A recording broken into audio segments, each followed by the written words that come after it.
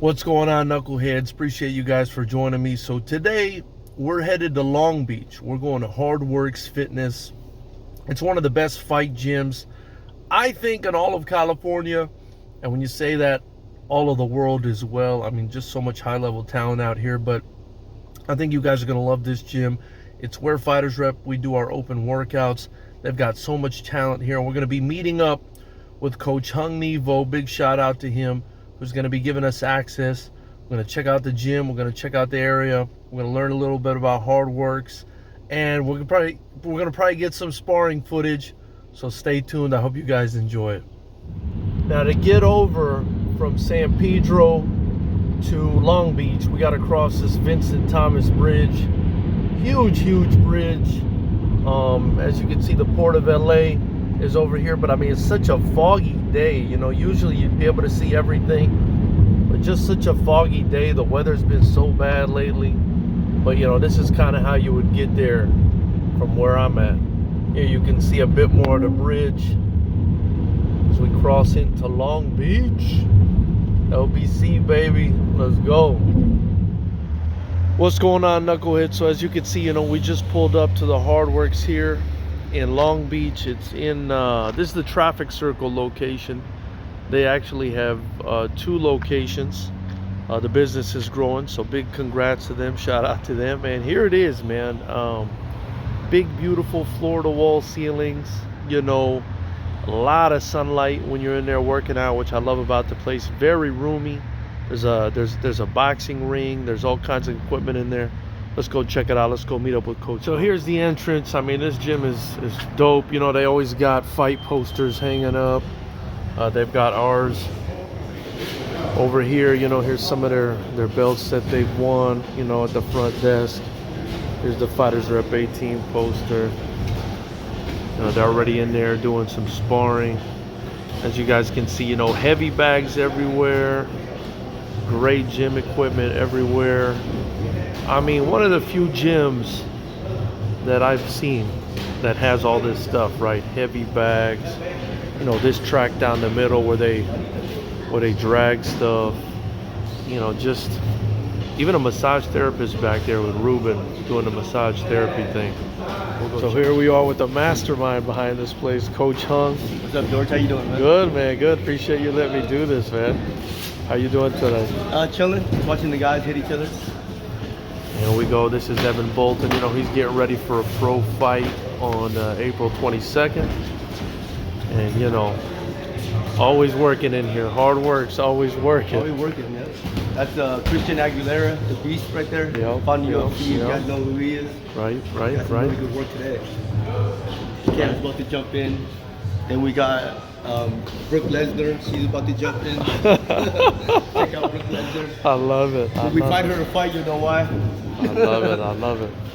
Now, Coach Hung, you know, tell me a little bit about you know, what kind of got you into all of this and how Hardworx kind of started. Well, I worked for Colin Oyama for like 10 years.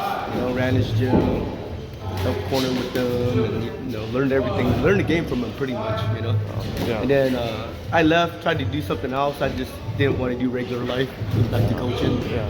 And ended up, you know, this opportunity happened, so you just ran with it, you know. Yeah. And this was a UFC gym before you guys kind of gutted it and turned it into Hardworx. Yeah, the previous owner had bought a franchise and then just wanted out, you know. And then we're doing a good job running it already. So he offered to like personally finance it himself. Nice. So we just, you know, put some money down, got whatever we had, and paid off the bills after 3 years. And then we ended up the contract running out, and then we started Hardworx.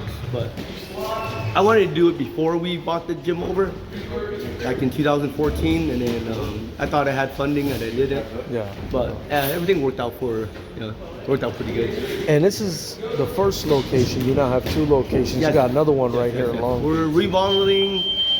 It used to be a Long Beach United Boxing Club into a Hardworx, and that's on 4th and Cherry in Long Beach.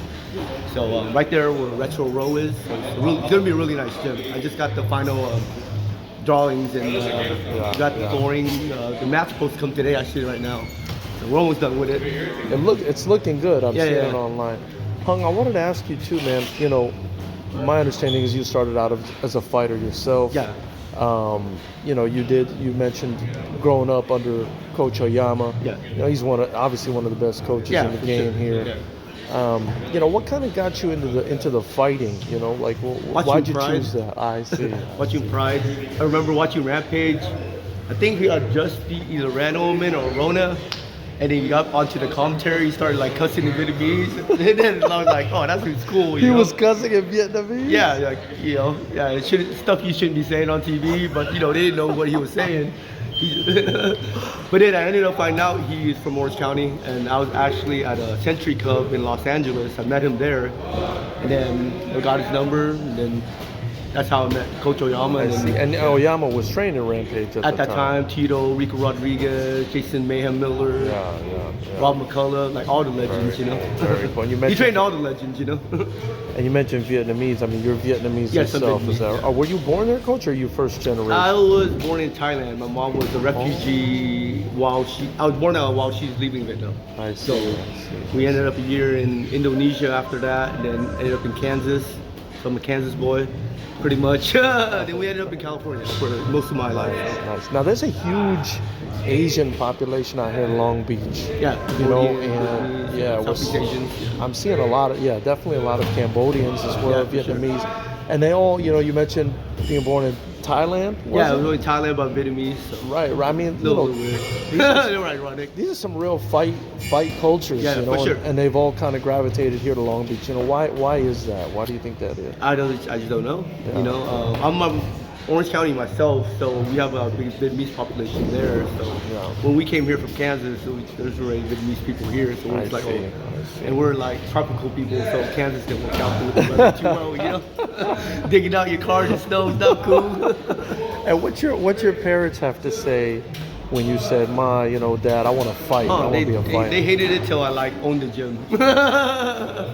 So I was always like, you know, like what's my kid doing, you know? They said fighter no, but then business owner yes. The MMA was still called NHB and it was still illegal. Right. It wasn't even MMA yet. So like you're like doing nothing with a career, you know? Yeah. It just happened that, you know, we just kept doing what we loved to do and then ended up here, you know?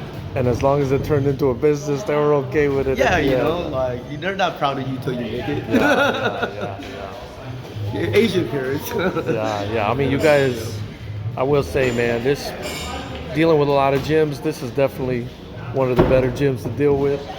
You guys are killing it, man. You guys are killing it. Just try, you know. What we're gonna do every day is come in, put in work, win or lose, doesn't matter, you know. These kids, it's not about the results, you know. It's making sure that these kids grow, you know, each fight, you know. And you've obviously, I mean, you've raised some great fighters. There's a couple in there right now. We got Cam and Evan Bolton in there. You know, numerous kids that you're kind of bringing up, but it's not just Muay Thai you're doing or kickboxing. I mean, I know you're also training some guys in boxing. Yeah, we do a little bit of boxing. We do a little bit of everything. Yeah. You know, we have a jiu-jitsu program, which is hopefully, you know, get stronger. You know, we're just working on one thing at a time. Yeah, you know? Yeah. But would you say the primary focus is Muay Thai, kickboxing? Yeah, Muay Thai and kickboxing for sure. Yeah. We like both sports. We like to compete in both sports, you know. Yeah. Like we're able to adjust to both rule sets, you know. So I feel confident in each sport. Appreciate it. Super heavy because you keep throwing those big switch hooks, boom, big right hook, tap. Every time it covers heavy with 1-3, boom, blast. Just punch him in the face. Make him think about it before you work off with it. Make him think about it. Hey, Cam, try to go like Thai a little bit. Don't go so, don't gas like you do. You know what I mean? Try to mimic what you do. We'll put the music on. Yeah. Hey, we with it.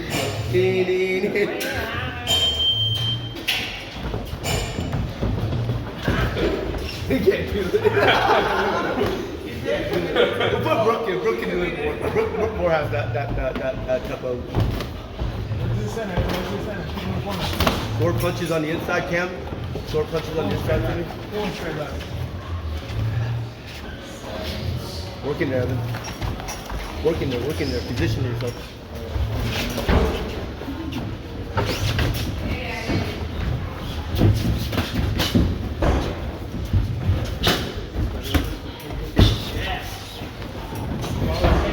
Hey, what's up, bro?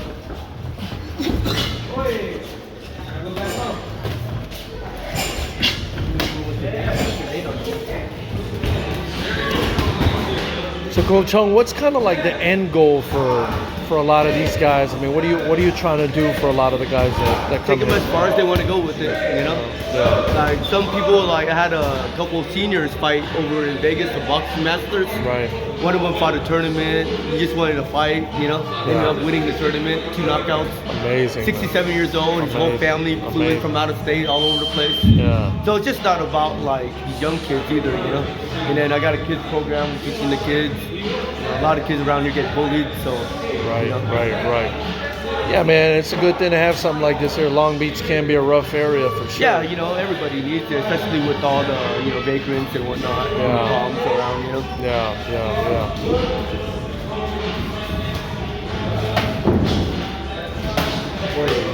Oof. Nice exchange. Iron sharpens iron. Only the best. For kickboxing and Muay Thai at this point, Hung, you know, what do you think is like the ultimate goal for these guys? Would it be like ONE FC or Glory or something? What do you think would be best for them? I think ONE FC has the best platform to grow, maybe. You know, because they're already, you know, on Amazon and they spend a lot of money and doing fights in Lupini and making it more exciting at Lupini now. You know, see more knockouts for instead of just clinch work, you know, with the betting and whatnot. So taking out the betting, I think, was a great idea to make the fights more exciting and just more appealing to the American audience. You know? But I still think we need an American champion for like it to grow here. Yeah. You know what I mean? Why do you think the betting was affecting like the way that people are fighting?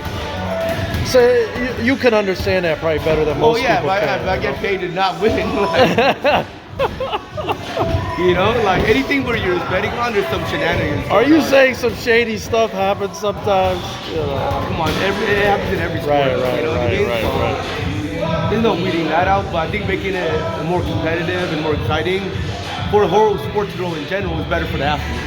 You know, these guys are getting paid more recognized, and I think that's the main thing, because a guy like an Evan, which is, and you know, he's one of the top kids in the country. Oh, for sure. And no one knows who he is. For sure. Yeah. Really, you know, other than if you're in the community or not, you know. Right.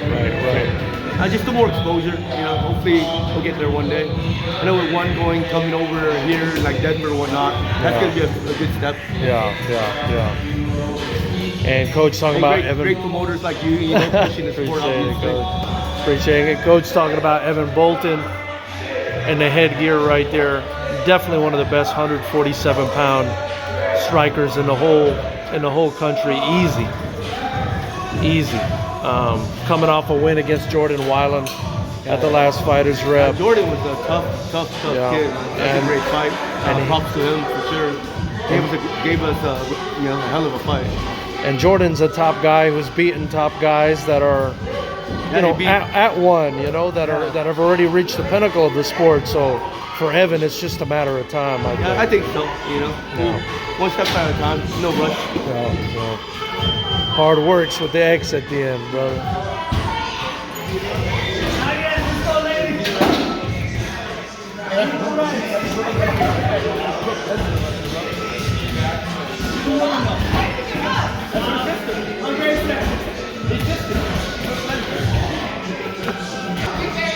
Yeah, I mean, these guys are really going at it today.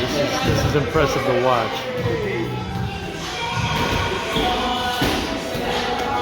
You gotta take more, bro. Bro, you gotta rest it for the first couple of shots, follow up. Miss the fire behind it. Combinations though, not just one. Hung, how often do we do sparring out here at Hardworx? Usually twice a week, and then the higher level kids will go down to Oyama's once a week. I see. So we do a lot of drilling, pad work, bag work, running, conditioning, footwork, drills, you know. And what's your sparring? What's your like idea on sparring hard versus sparring technical? It's necessary before your fight. Like if you're off season, then technical sparring's the best. Yeah. So like the last 4 weeks is probably the hardest you'll spar. But we'll ramp up the sparring. It's not like heavy sparring all the time. If they're banged up, then I pull it back to more drills, you know? So it just depends on the athlete. have a set regimen. I go depending on how the fighter and the athlete feels. Yeah. You know what I mean? And then what about commitment, right? Because You got to be here every day, other than 1 day a week. yeah, You got to be here every day. well, because I say that because I've never had, like, right now it's endemic, the pulling out, you know? Yeah. The pulling out has become, Well, you got like hobbyists thinking the professionals. yeah. You know, so and in the end it'll weed it out. It'll weed itself out. I mean, I'm sitting at right now somewhere between 33 and 50% pullouts. Yeah. Like, that's where the community has gotten to at this point. But I'll say I've never had someone from Hardworx pull out on me, like, as far as I can remember. Yeah, the only time we ever like pull out was like last week. I had a situation where Ralph had like high levels of like protein in his blood that was causing his liver and heart problems. So he ended up spending a whole week in the hospital. I see. So yeah, of course I'm gonna pull him out. So he was you know? basically hospitalized. It has to be like something that like we fought Faye when she broke her foot 3 weeks out, and then didn't do anything other than like pad work and drills. Came out, she fought one of the best fights she ever had with a broken foot. Wow. There's no excuses. All we went to when we changed the game plan, went to the elbow, and we did real well. So, we just worked through adversity, you know. You're never gonna in this sport. You're never gonna be fully healthy. I don't think I was ever fully healthy, or anybody on a high level was ever fully healthy. Right. Until into a fight. You're always dinged up, banged up. If you're not, you probably didn't put the rounds in. Right. You know what I mean? That's crazy. That's crazy. I don't know. I came from, always came from a good gym, so I don't know anything else. Yeah. I mean, Colin was always a workhorse. Like, you know, he'll have fights, and the next day, fights out of state, and the next day he's there for practice. I'm like, how do we get here? You know? So I know as a coach, he always came back to work, and that's all we do, you know? And that's where the hard work comes from, you know? It's just 33% to 50% pullout rate at this point, man. It's just. I think that all promoters are going through that. So I don't know what the issue is. I think after the pandemic, the pandemic caused a lot of people to leave their original gyms with really good trainers and do their own thing, and without the experience and guidance of their trainers. You know what I mean? Yeah. So I think that's what happened, and that's why you get these guys that are so flaky. But if you deal with like when the OG gyms, you don't have that problem. You know what I mean? Because we just don't let anybody fight. Right. That's the thing. Just because he's training doesn't mean he should fight. Right. It's just. You think it's a generational thing too? Maybe is it a cultural thing? Like, I think people shouldn't teach without the experience. I think there's a lot of I did a couple PKBs, couple amateur fights, and now I run a gym. You know what I mean? Because even for me, man, like 5-6 years ago when I started promoting, it wasn't this bad, you know. Well, what happened during the pandemic? Everyone left their gyms. You know what else though? Like, I felt like right after the pandemic, people were like so excited to fight. There was like this rush, this like COVID rush. Everyone really wanted to get out there and fight. And now things have kind of normalized. And I'm seeing like a growth in there's motivation and discipline. Like we've been doing this. I've been doing this 20 years. You know, 2002 is when I got into the sport. You know, and back then it was like you came in, and then these big ass dudes like these guys wouldn't care that you're a little dude. You know what I mean? So you got really good at what you did, and then you worked hard, you know? Or you wouldn't fight. Like, there's no way Colin would have let me fight if I didn't work hard. It took me a long time for him to let me fight. You know? I didn't have my first like Muay Thai fight until like 4 years into it. I see. You know what I mean? Like, that's like a smoker. It took me a while, you know? Now kids fight after like 6 months, a year. That's probably the issue, you know? That's probably part of the issue too. It's like you earn a degree, you know? Like say you go to college, after 1 year, the next gives you a degree unless you work for it. You know? So some kids are like Cam are naturally gifted, you know, athletes that work super hard, so they go, you know, they have a little more potential than the average person. Those guys are rare though, you know? Has it, I mean, have you noticed this growth and people pulling out and stuff? Has it affected your fights at all that much? All the time. We'll go through a cycle like 3 or 4 different opponents sometimes. Yeah. Oh, you've been with us. You know. It's especially with like an Evan or a Cam, where there's not that many guys that want to step up to that challenge. Right, You know, right. all of a sudden they step up, and then the next day they're like, oh no, we're not gonna do it. Right. They watch some footage or whatnot, and they're like, it is what it is, though. You know, we'll fight the best. Whoever wants to fight us. You know, we lose, we lose, we win, we win. But why are you fighting if you're not trying to be the best or fight the best? Maybe for the gram. But you're right. You're I absolutely think right. everything's gonna weed itself out. You know. Yeah. So, Hung, we were talking about like commitment, stuff like that. You know, I wanted to ask you, as a coach, you know, what do you look for when a person walks into the gym, or what kind of person do you look for that comes in here that you say, okay, this guy's worth my time? Actually, when they first come in, I don't pay attention to them until like I see them for about 3 months or 4 months. I see. And I'm like, okay, like at least he made it through my bag class, and then he's committed already. Right. So you know, most people drop out within the first 90 days. Damn. You know, so if you can do it for more than that, then I see there's at least you have work ethic. Right? That makes up for any talent more talent anybody else has on you. Right. You know what I mean? Especially this generation, like you don't see kids that just work. You know, I walked in today. We have training at 9 a.m. So Evan, Cam, everybody comes in at 9. I got here like 8:20, so I'm super early. I'm always super early. Yeah. And these guys are already hitting the path Amazing. before I even get there. Yeah. So They know what they have to do. yeah, so that's like, as a coach, boom, you know? They might have been doing some things wrong, but then I corrected them. But they're in there putting the work in without me having to get on them. Yeah. You know what I mean? Like, we have to get on you, it's not working out. Right. That guy get on you about your technique, your form, the other things that like are more important than you showing up. Yeah. You know, like question if you're showing up or not. You know, like as a coach, if your fighter's not showing up, I was like, hey, I gotta pull him out. I haven't been seeing him. I'll tell you, like I can't book him. I haven't seen him. Right. You know what I mean? That means I might have seen him yesterday, but I've seen him consistently in here. Right. You know what I mean? Right. Yeah. So like initiative obviously is very important because you got a lot of shit going on. I mean, you're not just training one guy. No, I got like multiple clients, not just like my regular clients, not even my fighters. Right. And obviously helping run the business, this gym, the Full Street Gym. We're doing remodel over. So I haven't been actually taking on a lot of fights just because of I know how much workload I have. Yeah. So the guys that do and the guys that I let fight right now, you got to put the work in, or you're wasting my time because I'm not like coaches who get paid a lot of money to do this. Right. You know what I mean? It's a labor of love, but they have to work I work as hard as they're willing to work. Yeah. And Evan even went on the record during one of the FightersRep like promos and said, man, my coach Hung has basically been training me for free for years. Yeah, I mean, so you're willing if you see some talent there and initiative to help out once in a while, I'm sure. I think like guys that go through struggle real young are like the ones that like just need somebody to help them out, you know what I mean? Like we grew up poor and I understand that, you know what I mean? Colin didn't have to take a bunch of guys around, you know, we're like not the squarest guys in the world. I mean, you were in a refugee camp, basically, am I right? Yeah, I was born in a refugee camp. Wow. Like about an hour outside of Bangkok, in Connecticut, Chonburi province. So.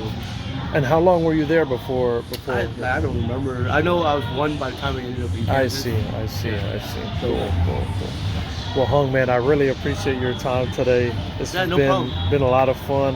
I love this gym, and I respect what you're doing here a lot, so I definitely wanted to come and show some love. Where can people, come get that workout in? We're here at 4290 PCH. You'll see the big ass sign in front of the traffic circle. Just turn right after the U-Haul or the storage place. Yep, and this is just one location. And this We've is our also one got in the traffic circle. We have 1936 4th Street, right there on Cherry and 4th. Yeah. Come check that place out. And that's what we're doing. I appreciate you, Coach Hung. Thank you, brother. Thank you, man.